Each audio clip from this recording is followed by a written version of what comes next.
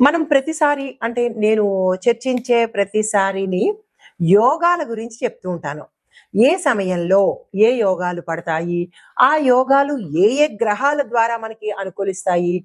ఆ గ్రహాల వల్ల, ఆ యోగాల వల్ల దేశకాలమాన పరిస్థితులు ఎలా ఉంటాయి? దాంతో పాటుగా మేషాది ద్వాదశ రాశుల వారికి ఎలాంటి ఫలితాలు, మిశ్రమ ఫలితాలా? శుభ ఫలితాలా? ఆహ్, హ్మ్, మ మంచి ఫలితాలా? చెడు ఫలితాలా? ఇలాగా నేను ఎప్పుడూ మీకు మీ ముందుకు ప్రతిసారి ఒక్కొక్క యోగాన్ని తెచ్చిస్తుంటాను. అయితే ఇప్పుడు నేను మీకు అందించే ఒక బ్రహ్మాండమైన యోగము, మహారాజ యోగము అది ఎవరిస్తున్నారు అంటే గనక మన శని భగవానుడండి. 30 ఏళ్ల తర్వాత జూలైలో 2025 జూలై 13 తారీఖు నుంచి శని భగవానుడు మనకి ఇబ్బంది పెట్టడమే కాదు, దానితో పాటు మనకి మహారాజ యోగాలను కూడా కలగజేస్తాడనమాట. అయితే ఈసారి ఈ సంవత్సరము 25లో జూలై నెలలో మనకి శని భగవానుడు ఇచ్చే అపురూపమైన మహారాజ యోగము పట్టబోతోంది. అయితే ఇది ఎక్కడ ఎలా పడుతోంది అనే వివరంలోకి వెడితే కనుక శని తిరోగమనంలో అంటే రిట్రోగ్రేట్ అవుతున్నప్పుడు ఆ ఏర్పడే ఈ అరుదైన రాజయోగము. ఈ రాజయోగము మనకి మీన రాశిలో తిరోగమనం చెందుతున్నాడు.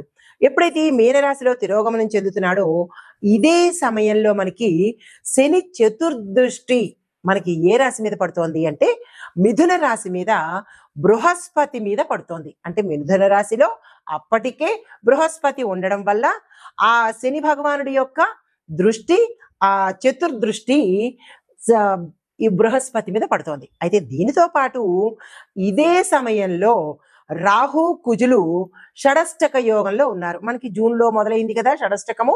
ఆ షడష్టక యోగం ఇప్పుడు కంటిన్యూ అవుతోంది. అది కూడా ఒక అరుదైన రాజయోగం అన్నమాట. అయితే ఈ శని బృహస్పతి దృష్టి యొక్క సంయోగంతో రాజయోగాత్మక పరిణామాలను ఇస్తోంది. ఇన్ని మంచి గ్రహాలు ఈ సమయంలో మనకి శుభ ఫలితాలను ఇచ్చేందుకు ఏర్పాటవుతోంది. అయితే ఎవరెవరికి శుభ ఫలితాలు ఎలా ఉండబోతోంది అంటే కనుక ఇది ఒకసారి మీకు గతంలో చూసుకున్నట్టయితే 1995, 96 ఆ సమయంలో ఇలాంటి శని భగవానుడు ఇచ్చే ఒక అరుదైన మహారాజ యోగం ఏర్పడింది. మళ్ళా 30 సంవత్సరాలకి మనకి జూలై నెలలో ఏర్పడబోతోంది. అయితే ఈ ఏర్పడడానికి మనకి దేశకాలమాన పరిస్థితులు ఒక నేను ఎప్పుడూ ప్రస్తావిస్తూ ఉంటాను.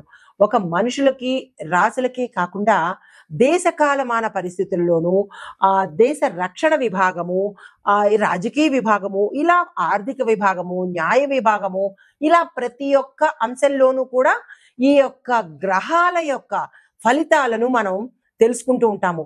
ఆ గ్రహాల ఫలితాలే ఒక్కొక్కసారి మనకి దేశం మీద, రక్షణ వ్యవస్థ మీద ఇలాగా ప్రమాదాలు, అదృష్టాలు ఇలాంటి వాటి మీద కూడా పడుతూ ఉంటుందన్నమాట. అయితే ఇలాగ పడడం వల్ల కొన్ని కొన్ని గ్రహస్థితులు మీకు ఇప్పుడు సవివరంగా తెలియచేస్తాను. ఒకటి, ఈ శని గ్రహము మనకి మీనంలో తిరోగమనంలో జరుగుతోంది. అయితే దీని యొక్క ఫలితం ఎలా ఉంటుంది అంటే కనుక విశేషమైన ఫలితము ధర్మము, త్యాగము, సేవా ధోరణిలో ఉండబోతోంది. తర్వాత బృహస్పతి మిథున స్థానంలో అంటే మిథునంలో ఉన్నాడు. దీనివల్ల ఏంటంటే జ్ఞానము అంటే ప్రతి ఒక్కళ్ళకి ఇంటెలిజెన్స్, నాలెడ్జ్, జ్ఞానంతో పాటు కమ్యూనికేషను, విద్యా వ్యవస్థను వృద్ధి చేసేందుకు ఉపయోగపడుతోంది. దీంతో పాటు కుజ రాహులు అంటే రాహు కుజ గ్రహాలు షడష్టకంలో కర్కాటక కుంభంలో ఉన్నారనమాట. అయితే వీరిచ్చే ఫలితాలు ఎలా ఉంటున్నాయి అంటే కనుక ఆందోళనగాను, తర్వాత అస్థిరత్వంగాను ఉండబోతోంది. అంటే ఈ వీరి యొక్క ఫలితాలు ఒక్కొక్క దానికి ఒక్కొక్కలా ఉంటాయి. అయితే మరి బుధుడు సూర్యుడు ఏమిస్తున్నారు అంటే కనుక మిథునంలో ఈ బుధ సూర్యుడు మిథునంలో మనకి జూన్ 15 నుంచి స్థానాలు మారారు. అయితే ఈ మారడం వల్ల రాజకీయంలో ఎక్కువగా కొంత జోక్యం కలగజేసుకోవడము, రాజకీయంలో ఒక స్థిరత్వం లేకపోవడము ఇలాంటివన్నీ గోచరిస్తున్నాయి. ఇది గ్రహాల యొక్క స్థిరత వాటి ఇచ్చే విశేషము.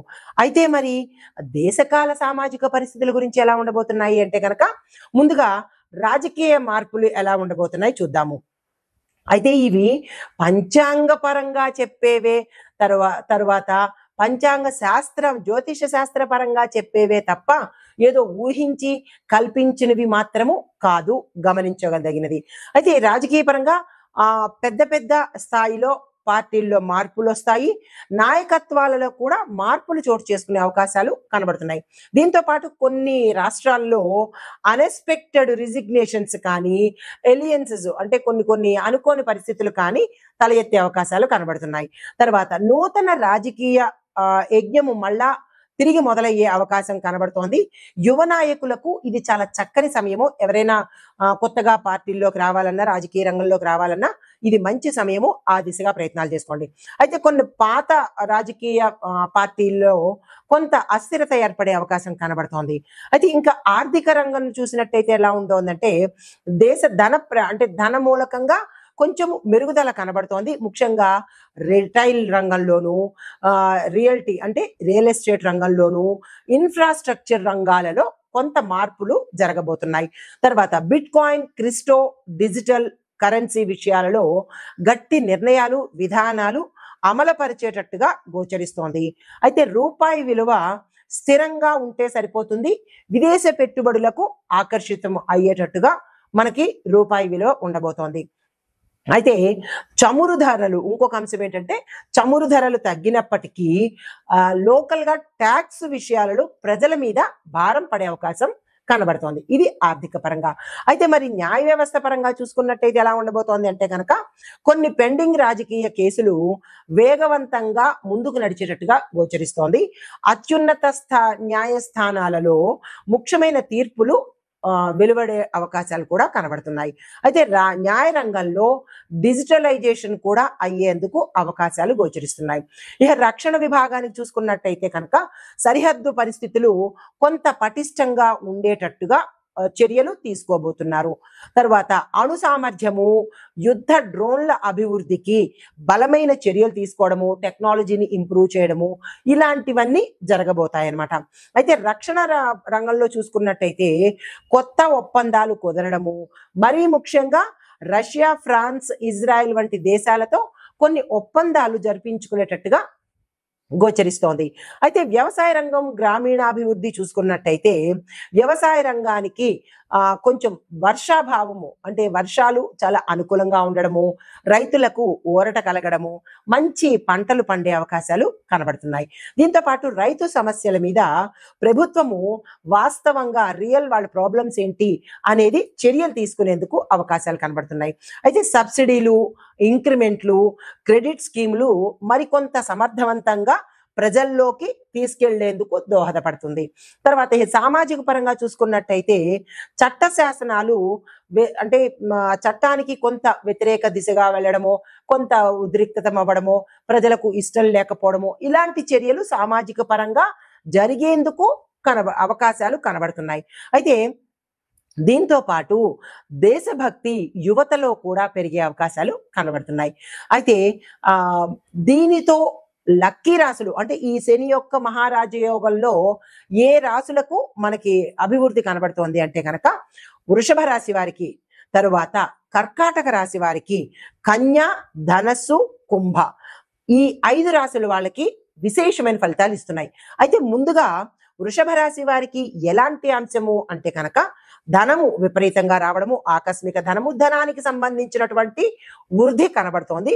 స్థిర చరాస్తులు కూడా వీళ్ళు వృద్ధి చేసుకుంటారు. తరువాత కర్కాటక రాశి వారికి ఏ అంశంలో అంటే అన్ని రాశుల వాళ్ళకి ఒకే అంశంలో ఉండదు. ఒక్కొక్క రాశి వారికి ఒక్కొక్క స్థానాన్ని బట్టి ఆ స్థానాల యొక్క అభివృద్ధి గోచరిస్తుంది. ఇప్పుడు కర్కాటక రాశి వారికి చూసుకున్నట్టయితే ఈ రాశిలో ఉండే వారికి రాజకీయ పరంగా మంచిగా జరిగే అవకాశం ఉంది. ఆధ్యాత్మిక పరంగా అభివృద్ధి కనబడుతోంది. అయితే కన్యా రాశి వారికి చూసుకున్నట్టయితే ఉద్యోగస్తులకు మంచి మంచి అభివృద్ధి కనబడము, ఉద్యోగంలో ఉండే వారికి విశేషమైన ఫలితాలు కనబడుతున్నాయి. బుద్ధి వికాసము అంటే వీళ్ళు మరింత స్మార్ట్ గా వర్క్ చేసేందుకు కనబడుతోంది. ధనుసు రాశి వాళ్ళకి చూసుకున్నట్టయితే ఈ ధనుసు రాశిలో ఉద్యోగస్తులు వ్యాపారస్తులు ఉన్నట్టయితే కనుక వాళ్ళకి మంచి లాభాలు వచ్చే అవకాశము, పెట్టుబడుల మీద ధనం వచ్చే అవకాశము కనబడుతోంది. దీంతో పాటుగా విదేశాలు వెళ్ళి అక్కడ స్థిరపడ్డమో లేదా విదేశాలు వెళ్ళడానికి సంబంధించినటువంటి ప్రయత్నాలు ఫలించే అవకాశాలు కనబడుతున్నాయి.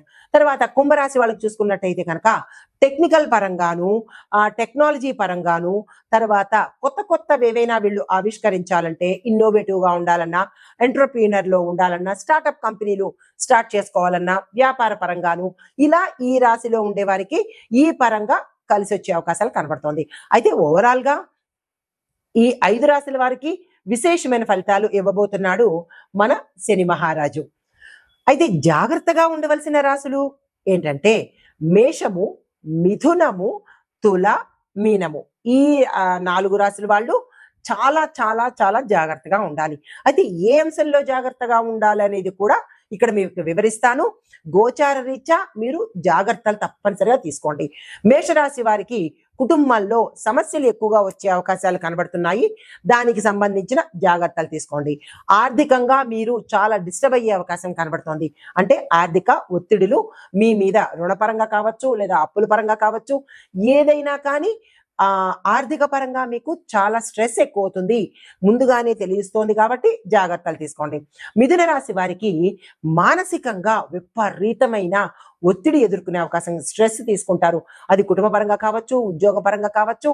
ఈ రాశిలో ఉండే ప్రతి ఒక్కరికి, విద్యార్థులకు, రాజకీయ నాయకులకు, తరువాత వ్యాపారస్తులకు, ఉద్యోగస్తులకు ఇలా ప్రతి ఒక్కళ్ళకి, స్త్రీలు పురుషులకు కూడా మానసిక ఒత్తిడి అనేది తప్పదు. దీంతో పాటు డబ్బు వ్యవహారాలు ఏదైనా మీరు చెయ్యాలి అని అనుకుంటే చాలా చాలా జాగ్రత్తలు తీసుకోండి. ఎందుకంటే ధన నష్టము, చోర భయము ఎక్కువగా కనబడుతున్నాయి. స్కాముల్లో ఇరుక్కోవడం కానీ, అంటే ఇప్పుడు ఇంటర్నెట్లో చేస్తూ ఉంటారు కదా ఫోన్ పేలు, జీపేలు, వాటిల్లో మీరు మోసపోవడము, ఆన్లైన్ స్కాములు జరగడము, ఇలాగ ఏదో ఒక ద్వారా మీరు ధనాన్ని నష్టపోయే అవకాశం కనబడుతోంది. ధనపరంగా జాగ్రత్తలు తీసుకోండి. అయితే ఈ తులారాశి వాళ్ళు చూసుకున్నట్టయితే వైద్యపరమైన ఖర్చులు మీరు చాలా ఎదుర్కోవాల్సిన అవసరం అవుతుంది. ఆపరేషన్స్ రీత్యా కావచ్చు, ప్రమాదాల రీత్యా కావచ్చు, లేదా అనారోగ్య రీత్యా కావచ్చు, మీరు ఎక్కువగా డాక్టర్కి సంబంధించి, హాస్పిటల్కి సంబంధించి, మందులకు సంబంధించి ఎక్కువగా ధనాన్ని వెచ్చించవలసిన పరిస్థితి. భావోద్వేగాలు మీరు చాలా నియంత్రించుకోవాలి. ఈ సమయంలో అస్సలు బాగాలేదు. ఉద్రేకాలకు కానీ, కోపాలకు కానీ, ఆవేశాలకు కానీ ఇలాంటి వాటికి వెళ్ళే ప్రయత్నం చేయకండి. ఇక మీనరాశి వారికి చూసుకున్నట్టయితే శని భగవానుడు మీ రాశిలోనే తిరోగమనం చేస్తున్నాడు. ఎప్పుడైతే మీ రాశిలోనే తిరోగమనం చేస్తున్నాడు అంటే కనుక మీరు విమర్శలకు గురయ్యే అవకాశం కనబడుతోంది. అది మీ ఉన్న స్థానంలో కావచ్చు, లేదా సంఘంలో కావచ్చు, మీ ఇంట్లో కావచ్చు, మీ స్నేహితుల్లో కావచ్చు, ఎక్కడ ఉన్నా మీరు విమర్శలకు ప్రథమ స్థానం తీసుకునేవారు అవుతారు. చాలా జాగ్రత్తగా ఉండండి. అయితే కోల్పోయిన అవకాశాలు ఏవైనా ఉంటే కనుక అవి తిరిగి మళ్ళా మీ దగ్గరికి వచ్చే అవకాశం కనబడుతోంది. వాటిని అందుకునే ప్రయత్నం చేయండి. అయితే లాభపడే రాశులు చెప్పాను. ఇప్పుడు జాగ్రత్తగా ఉండవలసిన రాశులను కూడా, ఏ అంశంలో జాగ్రత్తగా ఉండాలో కూడా మీకు సవివరంగా తెలియచేశాను. రాశి ధనస్సు రాశి. ఈ రాశి వారి యొక్క గ్రహస్థితి శని భగవానుడు 4వ స్థానంలోను, బృహస్పతి 7వ స్థానంలోను సంచారం చేస్తున్నారు. అయితే ఈ సంచార ఫలితాలు విద్యార్థులకు ఎలా ఉండబోతున్నాయి అంటే విదేశాలు వెళ్ళి చదువుకోవడానికి వీళ్ళకి మార్గము ఏర్పడుతుంది. గతంలో వదిలేసిన ప్రయత్నాలన్నీ ఇప్పుడు సక్సెస్ అయ్యి వాళ్ళకి పిలుపు వచ్చే అవకాశం కనబడుతోంది. దీంతో పాటు ఎవరైనా ఏదైనా ఇంటర్వ్యూలకు వెళ్ళాలన్నా చదువుకోవడం కోసం కానీ, క్యాంపస్ ఇంటర్వ్యూలకు కానీ, లేదా విదేశ విద్యల్లో వాళ్ళు ఏదైనా మిమ్మల్ని మాక్ ఇంటర్వ్యూ తీసుకోవడం కానీ, లేదా ఫోన్ ఇన్ లైవ్ తీసుకోవడం కానీ, ఇలాంటి ఏవైనా మీకు జరుగుతుంటే కనుక అందులో మీరు సక్సెస్ సాధిస్తారు. అయితే ఉద్యోగస్తులకు చూసుకున్నట్టయితే కనుక వ్యాపార భాగస్వామ్య సంబంధిత లాభాలు చాలా ఎక్కువగా కలిసి వచ్చేటట్టుగా కనబడుతోంది. ఆ దిశగా ప్రయత్నాలు చేసుకోండి. అయితే ఆర్థిక పరంగా చూసుకున్నట్టయితే కనుక స్థిరచరాస్తులు కొనుక్కునే అవకాశము, భూమి కావచ్చు, ఇల్లు కావచ్చు, ఇలా ఏదైనా స్థిరంగా ఉండేవి కొనుగోలు చేసే ప్రయత్నాలు జరుగుతాయి. అవి మీకు సక్సెస్ అవుతాయి కూడా. అయితే పాత బకాయిలు కూడా, గతంలో మీకు రావాల్సిన బాకీలు, మొండి బాకీలు ఇప్పుడు వసూలయ్యే అవకాశం ఎక్కువగా కనబడుతోంది. అయితే ఆరోగ్యపరంగా చూసుకున్నట్టయితే ఛాతికి సంబంధించి ఊపిరితిత్తులకు సంబంధించిన సమస్యలు ఎక్కువగా వచ్చే అవకాశం ఉంటుంది. చాలా చాలా చాలా జాగ్రత్తలు తీసుకోవాలి. అంటే హార్ట్‌కి సంబంధించి, లంగ్స్‌కి సంబంధించి కూడా గతంలో ఇలాంటి ప్రమాదాలు, ఇలాంటి అనారోగ్య స్థితి ఉన్నవారు జాగ్రత్తలు తీసుకోండి. లేదా కొత్తగా యూత్ కానీ, లేదా మిడిల్ ఏజ్ వాళ్ళు కానీ, లేదా పెద్దవాళ్ళకి కానీ ఏమైనా ఛాతీ నొప్పులు కానీ, లేదా ఊపిరి తీసుకోవడం కష్టంగా అనిపించడం కానీ, ఇలాంటివి ఏమైనా మీకు కనిపిస్తే వెంటనే నెగ్లెక్ట్ చేయకుండా డాక్టర్ దగ్గరికి వెళ్ళే ప్రయత్నం చేసుకోండి. అయితే కుటుంబపరంగా చూసుకున్నట్టయితే ఇంట్లో శుభకార్యాలు చేస్తారు, గృహప్రవేశాలు చేస్తారు, అంటే కొత్తగా ఇల్లు కొనుక్కుంటారన్నమాట. దానికి సంబంధించిన ప్రయత్నాలు ఈ సమయంలో తక్షణమే చేసుకోండి. శుభకార్యాలు చేసే అవకాశాలు చాలా ఎక్కువగా కనబడుతున్నాయి. అయితే రాజకీయ పరంగా చూసుకున్నట్టయితే చురుగ్గా మీరు రాజకీయంలోకి రాబోతున్నారు. మీరు చేసే స్థానాల్లో చురుగ్గా యాక్టివ్‌గా ఉండబోతున్నారు. బలమైన భాగస్వామ్యాలు మీకు ఇక్కడ కలిసి వచ్చే అవకాశం కనబడుతోంది. అయితే మీకు చెప్పదగిన పరిహారము ఆదివారం రోజు పూర్తిగా ఉపవాసం ఉండి మద్యము, మాంసము లేకుండా బ్రహ్మచర్యం పాటించుకుంటూ సాయంత్రం రోజు అంటే ఉదయమంతా ఇలా నిష్టగా ఉండి సాయంత్రము నవగ్రహ ఆలయంలో లేదా గురు సంబంధిత ఆలయాలలో గురు పూజ చేయించుకుని పసుపును దానంగా ఇవ్వండి యథాశక్తి. స్తోమత కలిగిన వాళ్ళు కేజింపావు అలా ఇచ్చుకోండి.